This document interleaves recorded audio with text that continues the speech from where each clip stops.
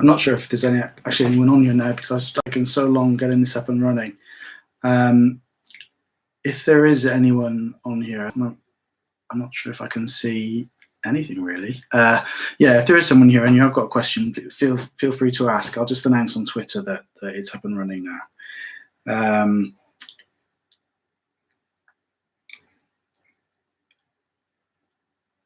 Gareth asked earlier on, he said something about, you said at the start of the video you didn't know why you were writing the book and whether that had changed. It's quite an interesting one actually, because that video was taken, that bit of video, that clip was taken when I was kind of, I had just gone over for I think it was the second time since I kind of decided I was going to write Silent Village, and it didn't have that name then, and it had a completely different kind of structure to it, and it was going to be all about the almost trying to solve the mystery of Oradour, and I'm not a military historian or anything like that, and it didn't quite grab me at the time. It wasn't. There were a lot of books like that in French, quite journalistic types of things. And when I was there and I was talking to people, I just found that the history of families was the thing that really grabbed me. And it was kind of when I was there that I realised that that was the thing that people kind of wanted to know about more than anything else. You're never going to solve the mystery of why Oradour was chosen. It's just not going to happen. The people are dead, and the paperwork doesn't exist. We can establish what happened on the day. We can establish who was there, pretty much, since some documents were found in 2014. There's a lot we do know, but when it comes to actually those meetings that happened on the 9th and the 10th, the morning of the 10th, we're never going to know. So claiming that we have solved a mystery is impossible. You know, no one's going to be able to do that now. When I wrote my first book, called Defying Vichy, I kind of based it on the story of only a very few people, because they were people that I got to interview, and then I kind of, almost like a Zoom, broadened it out, because I was learning at the same time, and I kind of investigated the wider issues of what was going on at the time. So I had to sort of fit those stories within the larger narrative, and that was really then what I decided to do with this one, was to try and tell personal stories set against the sort of wider landscape.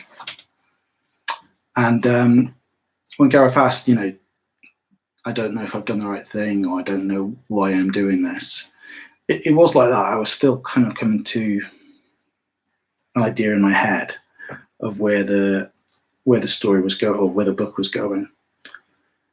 And yeah, so it was something that started off almost as something completely different.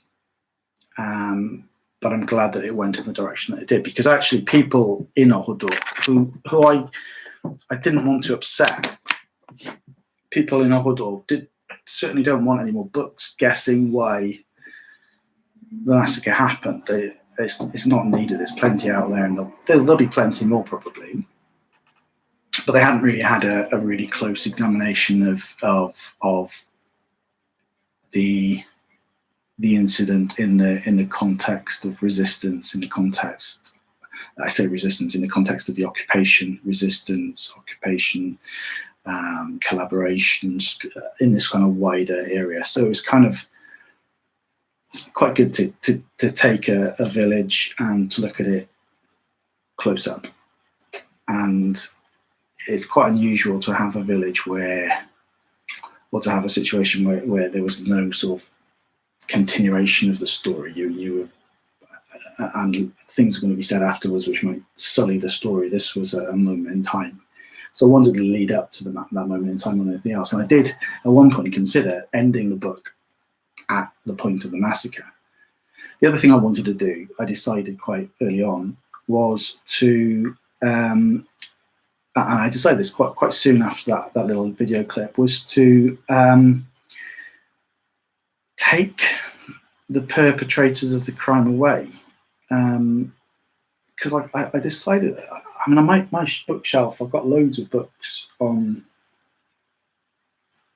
the sort of the military aspect of all this, but not so much on the actual people of Oradour. And what I was finding is that I've read a book called The Five by Hallie Rubenhold, which is about Jack the Ripper, and she talks in that about taking the perpetrator away, because why is it the person that did the killing is kind of the star of the show, is the center of the story. And what she did with the five canonical Jack the Ripper victims was she put them at the center of the story, and she took the story up to the point where they kind of fell asleep that night, or got to where they were on the night that they met their deaths. And there was a part of me that kind of was tempted to try and do that with this, but with Oradour, I think most of my research obviously was going to come through talking to survivors or looking at witness statements and that kind of thing. And it just, I had to say what happened one day, and I had to say how the event took place. But I'm glad I kind of stuck with the guns and kept the first half of the book kind of, I suppose, dedicated to a relatively small handful of people, and told their stories kind of all the way through. And then there was the bit afterwards as well, which I'd never realised quite how much went on after the massacre. Well, I kind of had an idea, but I found out a lot more in terms of the arrests that were made in the milice and all sorts of rumours, and there was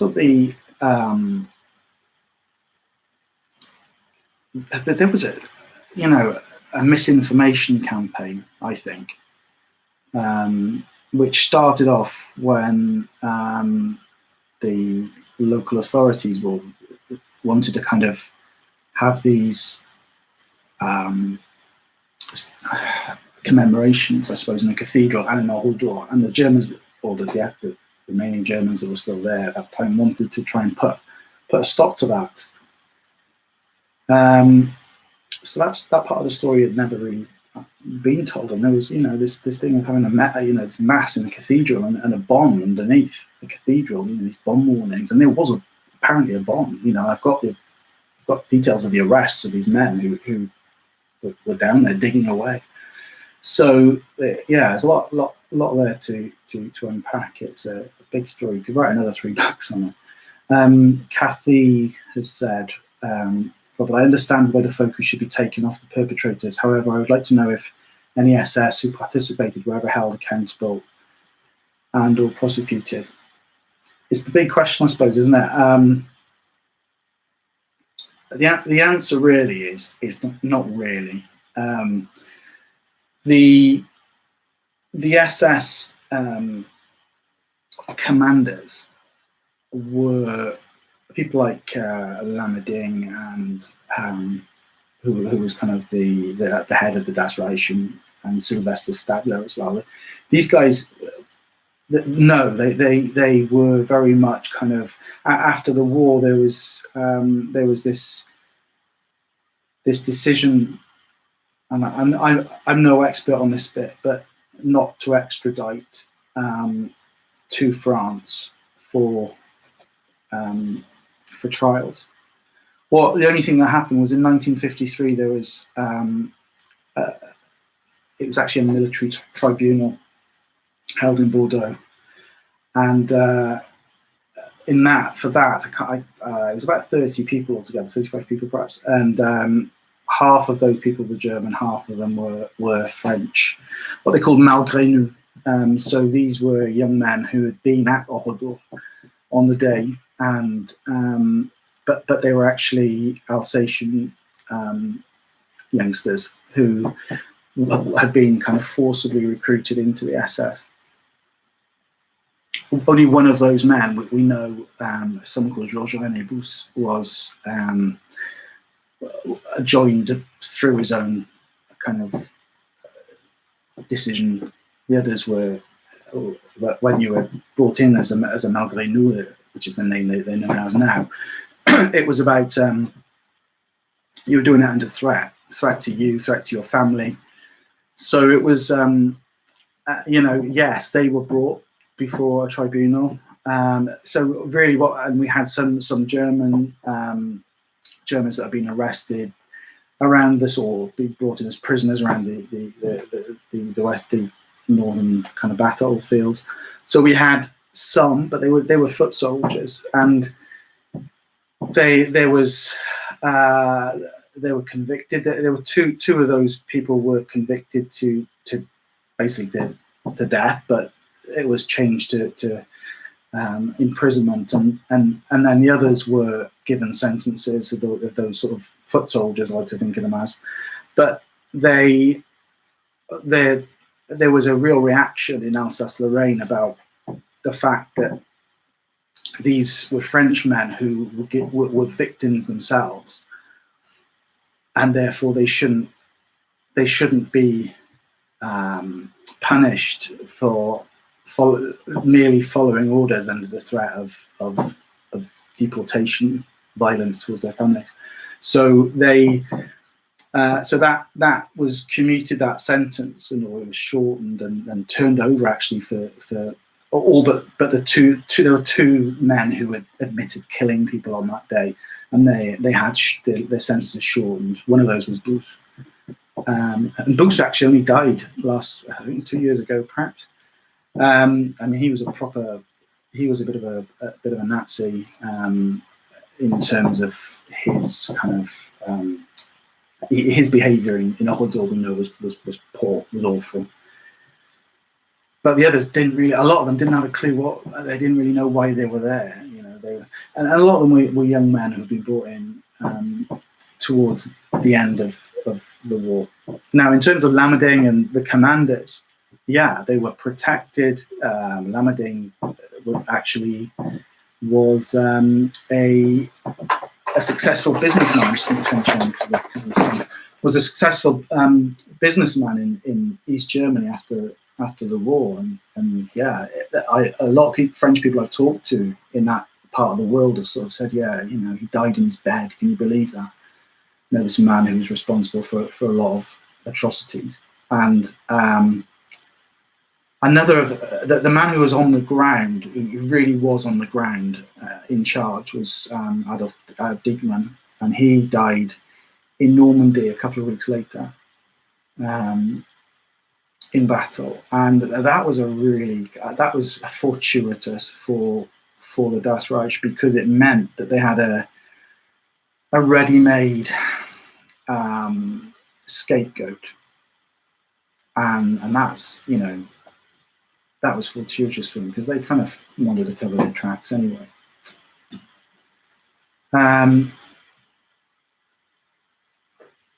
So the answer is there was one other, Heinz Barth. I think it was 1983 in East Berlin.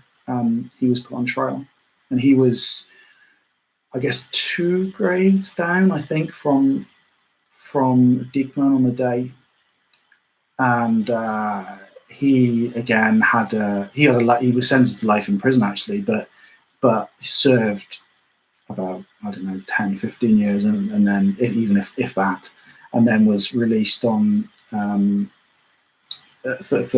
health reasons, and then went on to live another decade or so. When he was asked if he regretted anything, he said his only regret was that he wouldn't see his grandchildren grow up. Really interesting. One of the things he was asked was whether he was whether he was surprised that they were survivors, and he said, yeah, he was, absolutely, because they had absolutely no intention of leaving anyone alive, and they had left that place assuming there were no survivors, which kind of undermined a lot of the stories that some of the Das Reich were laying down. They were releasing these rumors into the wild, things like a major, there were things going on in the area, like the kidnap of Major Kampf, and they were kind of blaming Oradour on that when it didn't have anything to do with it. I mean, on the day, they claimed that they were looking for a store of arms. None of the stories that they kind of dripped out ever kind of aligned. So the death of Dickman was really fortuitous for them, because what they could do was they could blame him. He was quite an unstable character. We know that from previous actions prior to coming to Oradour, and his death really did. They pinned the blame on him. Other than that, no. No one really paid for their crimes, really. I just had another question coming, actually, from I think it's Carol Eisenberg.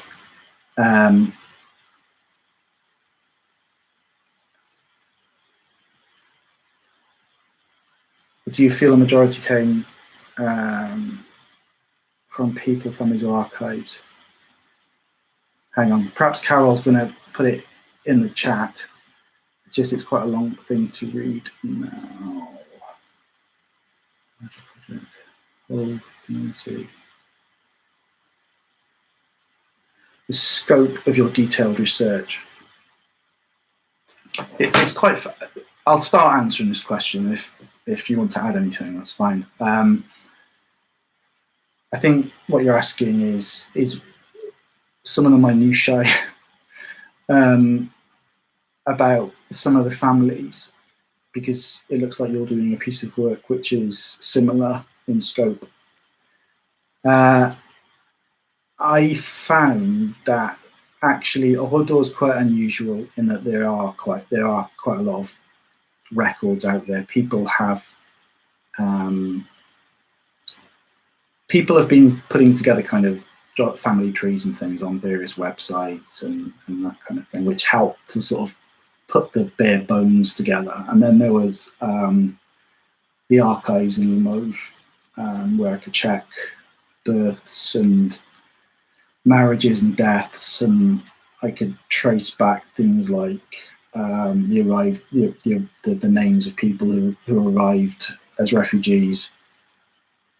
I could look at things like claims to the properties in terms of insurance after the event, and all sorts of bits and pieces like that. And so there's always the archives, but in terms of the sort of anecdotal stuff, which is for me is the most interesting thing, I think interviews really helped me. I only really did 4 interviews, 4 slightly longer interviews, because that was really all the only people that were available to me, along with a slightly later date correspondence with sons and daughters of people. But you've got to be quite careful with that. But the anecdotes primarily came from 4 people, and not all of it when I sat down with them. Everyone that I interviewed, let me think about it, they've all kind of written something. So what they'd written down, I was able to kind of draw on.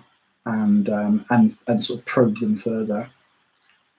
And only one of the interviewees, actually, on only one of them, we really got on to the massacre itself. It was only Camille Senon who herself kind of got onto the massacre. What I was trying to do was, and I made it clear to the people I interviewed, was actually, do you know what? I've got lots of accounts of what happened on the day written down. I also had, and I've got them here somewhere, like a whole pile of photographs of witness statements.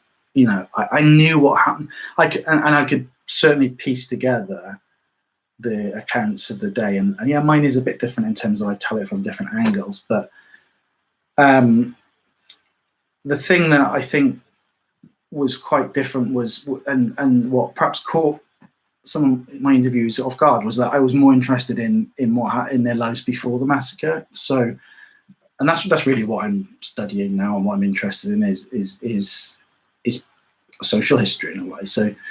So talking to these people about how they found their lives changed under Vichy, or how they travelled, what they ate, what their daily life consisted of, and how all this changed, was perhaps conversations that they hadn't had with other people who'd come in and just asked them about the day of the massacre. And like I say, because I'm a bit like that, I tend to try and find as much stuff as I can, and then kind of read it, and then splodge it all down and decide where I'm going with things. And Albert Valade had written a book, and Camille Senon had a book written about her, and Robert Hébras had written a few books, and André Desorteaux had kind of contributed to things. So I was able to sort of draw on that stuff and then kind of get clarification from them in person, and kind of probe other aspects.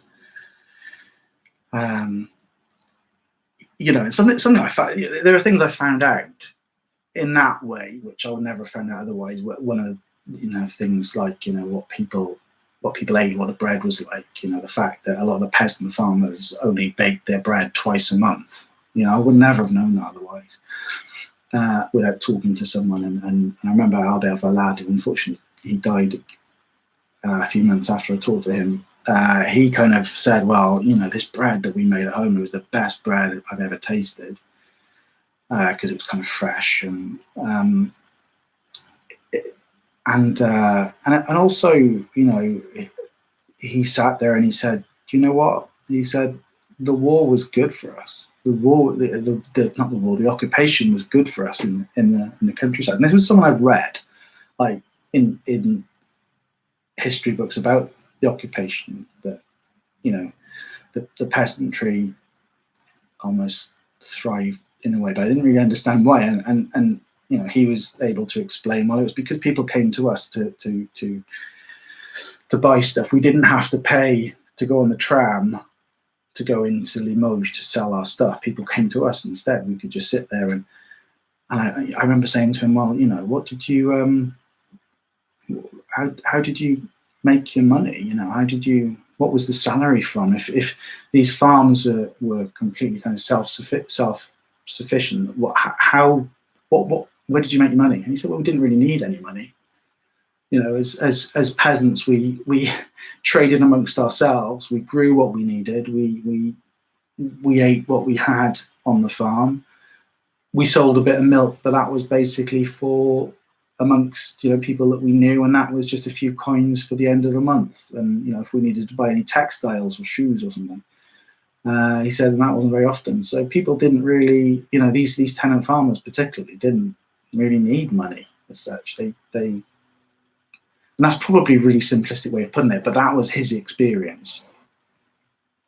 At the same time, you've got to kind of bear in mind that he was a young boy at that time, so he wasn't making some of the decisions that his parents were making. But it was interesting to sort of get that insight, and then you go back to the sort of wider picture and fit it in. And I remember talking to André Desorteaux and his wife in their flat in central Limoges, and Monsieur des Oradour would go off every now and again to go and get something from his printer.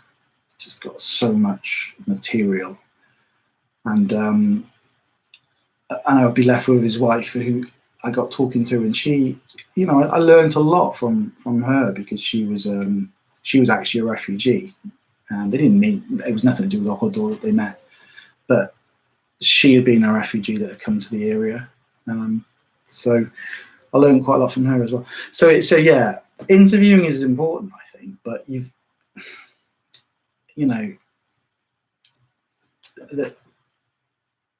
got to kind of put the bones to the structure first, and yeah, it'll be interesting to hear from you to see what you think of that. I don't know if I've actually answered your question or not. I'm just looking to see if there's anything else on Twitter before I close this down.